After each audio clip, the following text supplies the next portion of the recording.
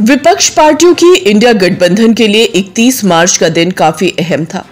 दिल्ली के रामलीला मैदान में 31 मार्च को INDIA ब्लॉक की लोकतंत्र बचाओ महारैली हुई। लोकसभा चुनाव से पहले विपक्षी गठबंधन की ये पहली बड़ी रैली थी। इसमें सोनिया गांधी, प्रियंका गांधी वाड्रा, राहुल गांधी, उद्धव ठाकरे, अखिलेश यादव, सीताराम येचुरी, महबूबा मुफ्ती, फारूक अब्दुल्ला के अलावा अरविंद केजरीवाल की पत्नी सुनीता और हेमंत सोरेन की पत्नी कल्पना शामिल हुई। इसके अलावा गठबंधन के अन्य नेता भी इसमें शामिल हुए।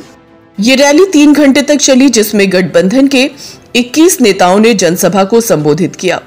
राहुल गांधी ने कहा, नरेंद्र मोदी जी इस चुनाव से पहले मैच फिक्सिंग की कोशिश कर रहे हैं। उन्होंने हमारी टीम से 2 खिलाड़ियों को अरेस्ट करके अंदर कर दिया। वहीं कांग्रेस अध्यक्ष मल्लिकार्जुन खड़गे ने बीजेपी RSS की तुलना जहर से की है। अंत में प्रियंका गांधी ने इंडी गठबंधन की तरफ से 5 मांगे रखी, जिसमें जांच एजेंसियों के दुरुपयोग पर रोक और गिरफ्तार विपक्षी नेताओं की रिहाई की मांग शामिल है।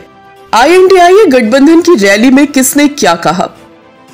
राहुल गांधी बोले, मोदी जी ने मैच से पहले फिक्सिंग कर ली। भाजपा जीती तो संविधान बदल दिया जाएगा। मोदी का 400 का नारा बिना मैच फिक्सिंग के, बिना सोशल मीडिया और मीडिया पर दबाव डाले 180 से ज्यादा नहीं हो पा रहा है। हमारे सामने लोकसभा का चुनाव है। अंपायर किसने चुने? नरेंद्र मोदी ने। हमारी टीम में से मैच शुरू होने से पहले 2 खिलाड़ियों को अरेस्ट करके अंदर कर दिया। तो भाई और बहनों, ये जो चुनाव हो रहा है, नरेंद्र मोदी जी इस चुनाव में मैच फिक्सिंग करने की कोशिश कर रहे हैं। ये जो उनका 400 सीट का नारा है, ये बिना EVM के, बिना मैच फिक्सिंग के, बिना सोशल मीडिया और प्रेस पर दबाव डालकर, खरीदकर, ये 180 पार नहीं होने जा रहा है, सब मिलाकर। राहुल ने आगे कहा, कांग्रेस देश की सबसे बड़ी विपक्षी पार्टी है, लेकिन हमारे अकाउंट्स फ्रीज कर लिए गए हैं। हमें पोस्टर छपवाने हैं, कार्यकर्ताओं को राज्यों में भेजना है, लेकिन हमारे अकाउंट्स फ्रीज हैं। ये पूरी की पूरी मैच फिक्सिंग की कोशिश की जा रही है। मेरी बात गौर से सुन लीजिए। अगर भाजपा जीती और उन्होंने संविधान को बदला तो इस पूरे देश में आग लगने जा रही है। ये देश नहीं बचेगा। ये चुनाव वोट वाला चुनाव नहीं है। ये चुनाव हिंदुस्तान को बचाने वाला चुनाव है।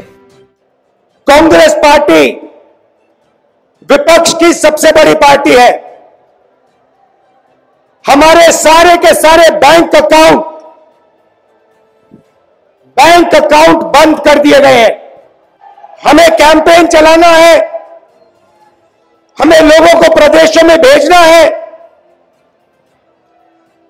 पोस्टर लगवाने हैं।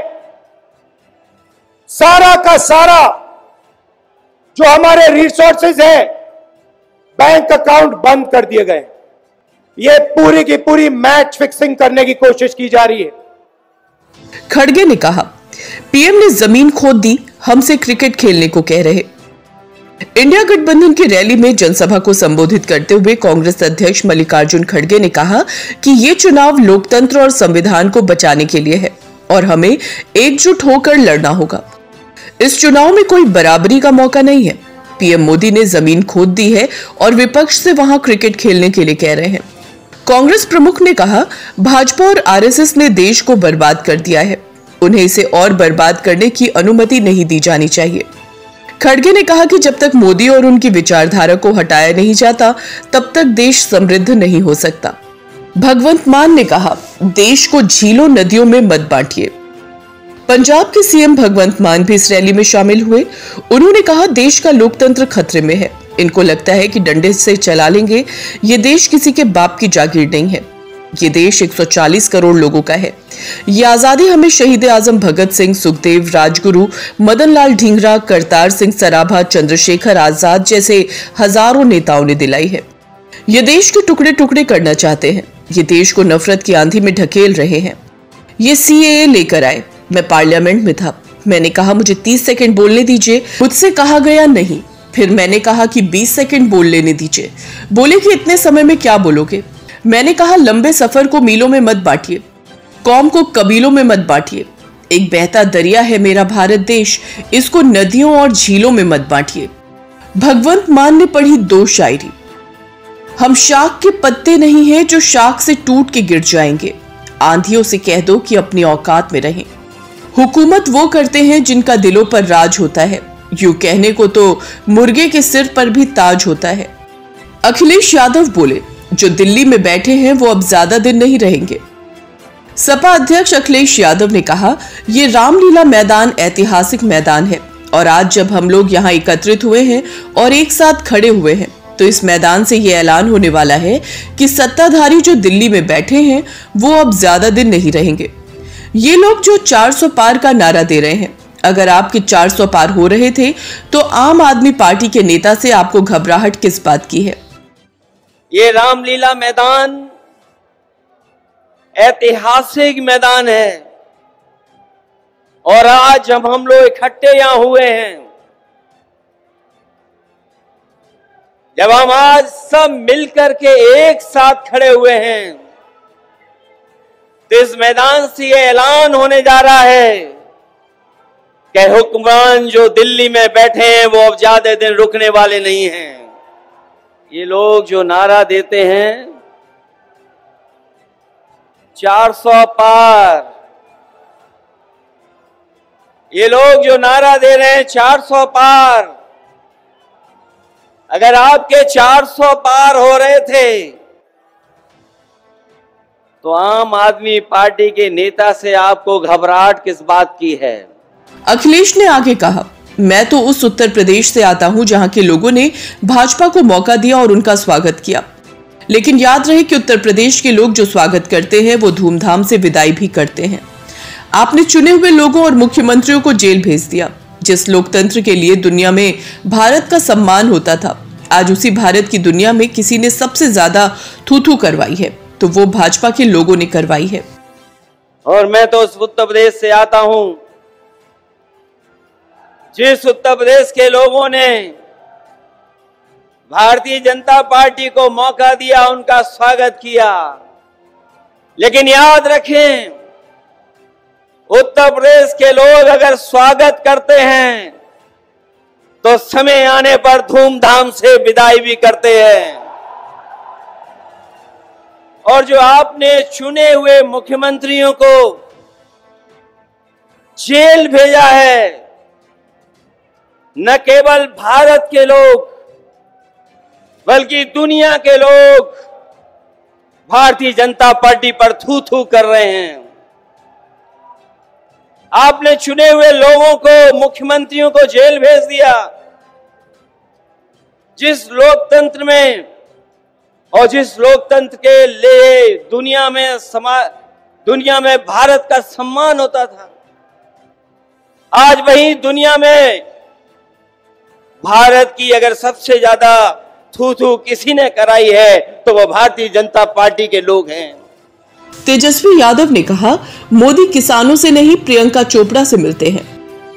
महारैली को संबोधित करते हुए बिहार के पूर्व उप मुख्यमंत्री व आरजेडी नेता तेजस्वी यादव ने कहा जो लोग नारा लगाते हैं कि अब की बार 400 पार, उनका मुंह है कुछ भी बोलेंगे, लेकिन एक बात तय है कि जनता ही मालिक है। वे लोग नारा लगा रहे हैं तो ऐसा लग रहा है कि पहले से ही ईवीएम की सेटिंग हो चुकी है, देश में अघोषित इमरजेंसी लागू हो चुकी है। जो लोग नारा लगाते हैं अब की बार 400 पार, उनका मुंह है कुछ भी बोलेंगे, लेकिन एक बात तय है, जनता ही मालिक है। आप मालिक हैं और आपको तय करना है कि देश के शासन में कौन बैठने का काम करेगा। आज यहां दिल्ली की जनता से पूछना चाहते हैं, वो लोग नारा लगा रहे हैं, टारगेट फिक्स कर रहे हैं अब की बार 400 पार, ऐसा लग रहा है कि पहले से ही ईवीएम सेटिंग हो चुका है।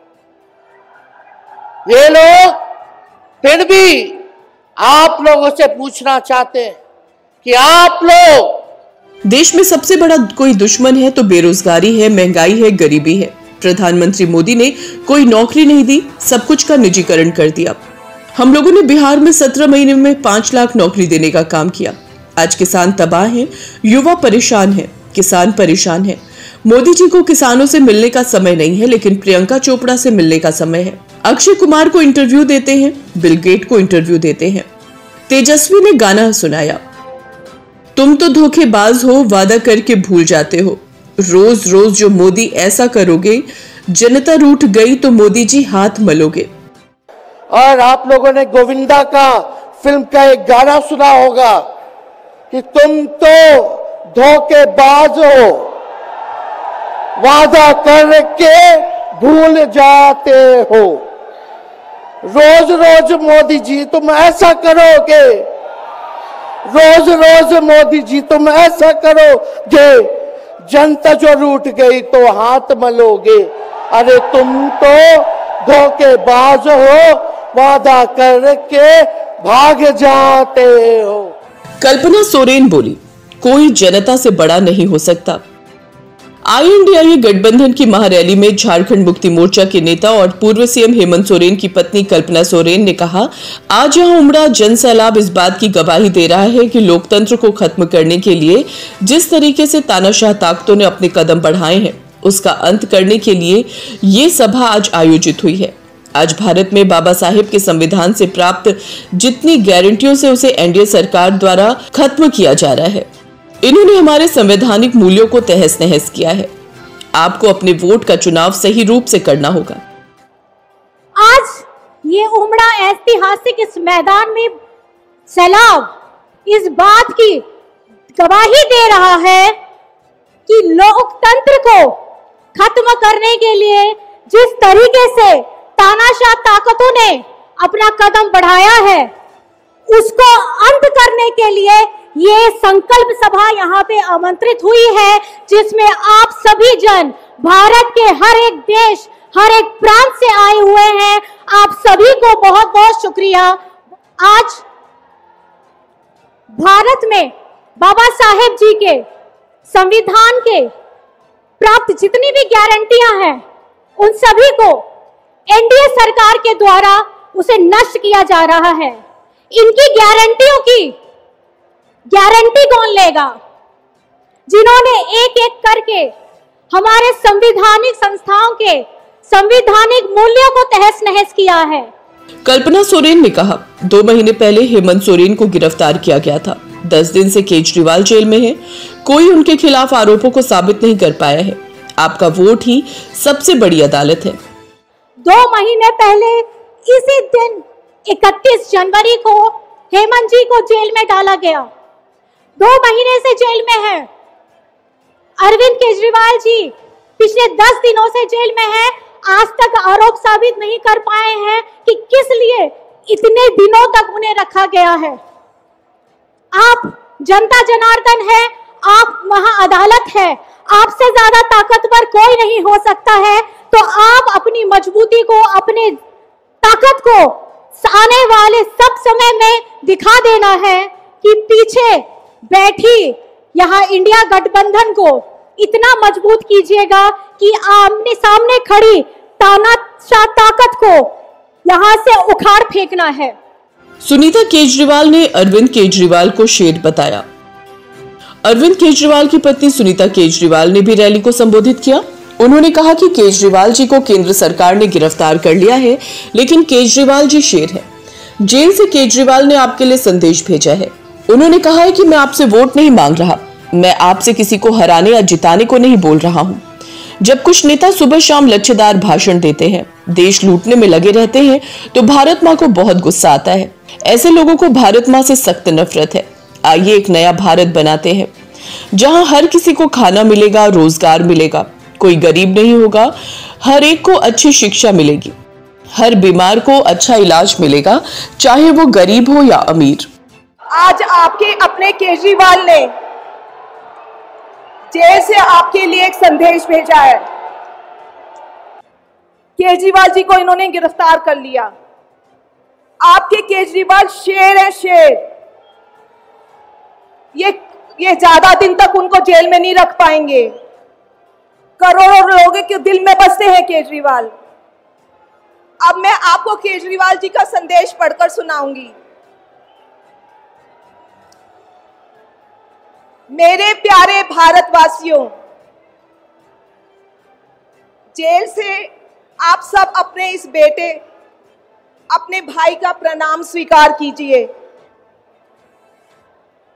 मैं आज आपसे वोट नहीं मांग रहा। आने वाले चुनाव में मैं आपसे किसी को हराने या जिताने की बात भी नहीं कर रहा। आज मैं देश के 140 करोड़ लोगों को एक बड़ा भारत बनाने के लिए सहयोग मांगता हूं।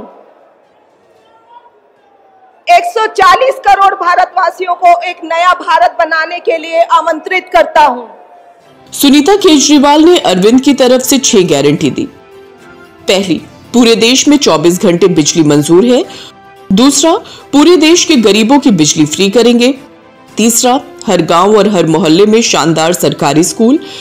चौथी, हर गांव और मोहल्ले में मोहल्ला क्लिनिक, जिले में मल्टी स्पेशलिटी सरकारी अस्पताल, हर आदमी के लिए इलाज फ्री। पांचवी, किसानों को स्वामीनाथन आयोग के मुताबिक सही फसलों पर MSP निर्धारित पर दाम दिलाएंगे। छठी, दिल्ली की जनता ने 75 साल से अत्याचार सहा, यह अन्याय खत्म करेंगे, दिल्ली को पूर्ण राज्य का दर्जा दिलाएंगे।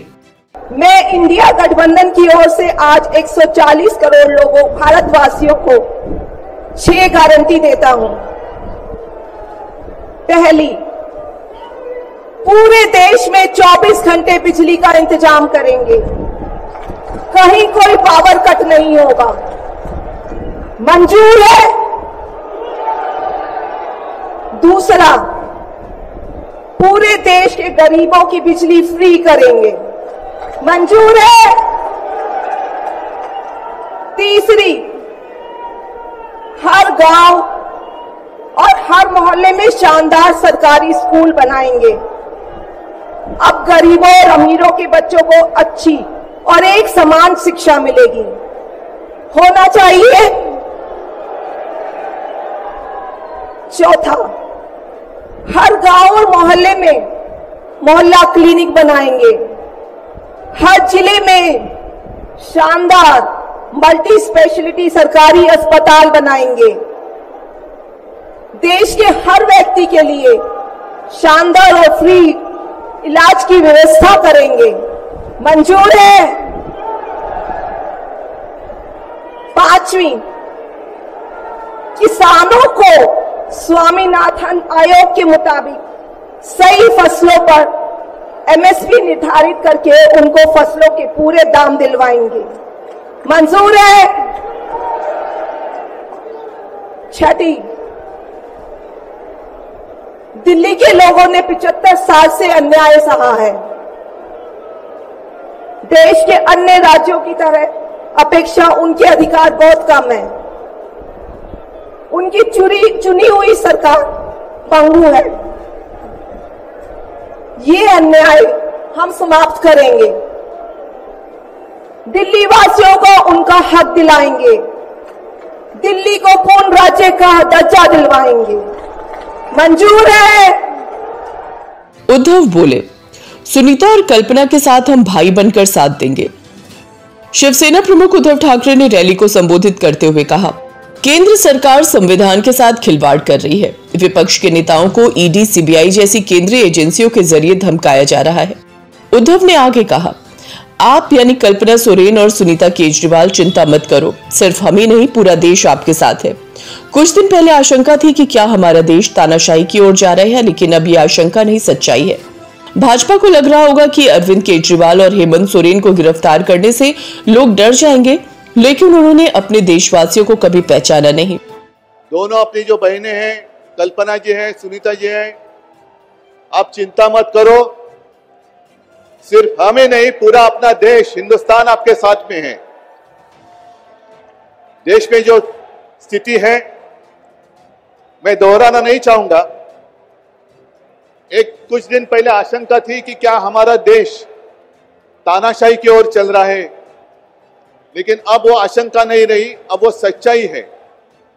अगर बीजेपी सरकार को ऐसे लग रहा होगा कि अरविंद जी को अरेस्ट किया, हेमंत जी को अरेस्ट किया तो लोग डर जाएंगे, लेकिन उनको आज तक पता नहीं, उन्होंने अपने देशवासियों को कभी पहचाना नहीं। मेरे भारत का हर कोई डरने वाला नहीं, लड़ने वाला है। फारूक अब्दुल्ला बोले, हमारा मकसद संविधान बचाना। एनसी प्रमुख फारूक अब्दुल्ला ने कहा, आज हमारा मकसद सिर्फ एक है कि हम सब संविधान को बचाएं। इंसान को इंसान से लड़ाया जा रहा है। वो सब नेता जिन्हें आज जेल में बंद कर दिया गया है, आप उस बटन को दबाइएगा जो इस हुकूमत को हराएगा। INDIA गठबंधन को हम सबको मिलकर मजबूत करना है। आज हमारा मकसद क्या है? आज हमारा मकसद सिर्फ एक है कि हम सब आईन को बचाएं, कॉन्स्टिट्यूशन को बचाएं। आज कॉन्स्टिट्यूशन पे हमला है। आप देखें, चीफ जस्टिस ऑफ इंडिया को भी धमकियां दी जा रही हैं। यह हाल है हमारा। ये बात सुनिए, इंसान को इंसान से लड़ाया जा रहा है। मुसलमान अलग, हिंदू अलग, सिख अलग, ईसाई अलग। इस लड़ाई के खिलाफ हमने आवाज़ उठानी है। इस लड़ाई के खिलाफ आपने वोट देना है। और तभी तो सब नेता जो आज बंद कर दिए गए हैं, केजरीवाल जी और सोरेन जी और दूसरे संजय, उन सब में निकलेंगे जब आप इस आईन को पकड़ेंगे और जब इलेक्शन का टाइम आएगा, आपको वोट देना होगा। आप उस बटन को दबाइएगा जो इस हुकूमत को हराएगा और आपकी हुकूमत लाएगा। शरद पवार बोले, लोकतंत्र बचाना हमारी जिम्मेदारी।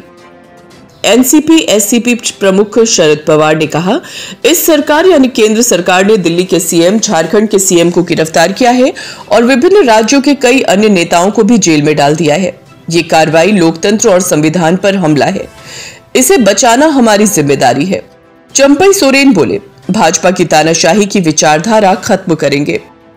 झारखंड के मुख्यमंत्री चंपई सोरेन ने कहा, जिस जमीन की वजह बताकर हेमंत सोरेन को गिरफ्तार किया गया, उसका किसी भी किताब में जिक्र नहीं है।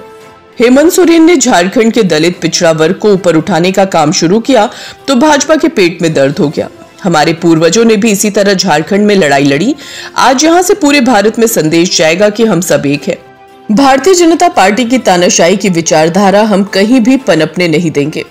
लोकसभा चुनाव से पहले एकजुट होते इंडिया गठबंधन ने चुनावी संग्राम में भाजपा के साथ मुकाबला करने के लिए अब मजबूती से तैयार दिखाई दे रहा है। ऐसे में आगे की तस्वीर क्या होगी, अभी कहना मुश्किल है। अगर आपको हमारा ये वीडियो पसंद आया हो तो इसे लाइक, शेयर और चैनल को सब्सक्राइब जरूर करें।